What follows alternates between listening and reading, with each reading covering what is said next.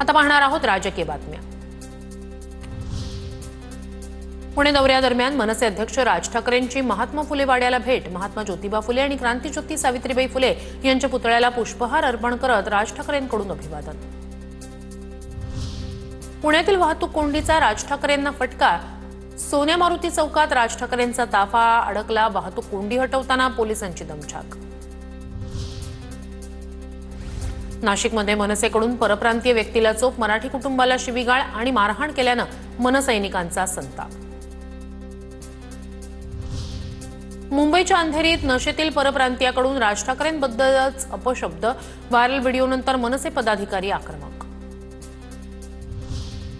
गणेशोत्सवातील परीक्षा पुढे ढकलण्याबाबत अमित ठाकरेंची शेलारांच्या भेटीदरम्यान मागणी।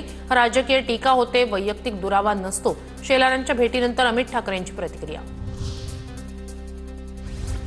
आता माघार नाही। 29 ऑगस्टला मुंबईत धडकणार। ओबीसीतून आरक्षणावर मनोज जरांगे ठाम। 29 ऑगस्टच्या मोर्चाच्या तयारीसाठी मराठा समाजाच्या राज्यभर बैठका। मराठा समाजाला 10% आरक्षण दिल्यानं तो प्रश्न संपलाय। मग जरांगेंचा आग्रह कशासाठी हे कळत नाही। छगन भुजबळांचा सवाल। मी ओबीसींबद्दल बोलतोय, माझा जीव गेला तरी चालेल। TV9 मराठीशी बोलताना लक्ष्मण हाकेंना अश्रू अनावर।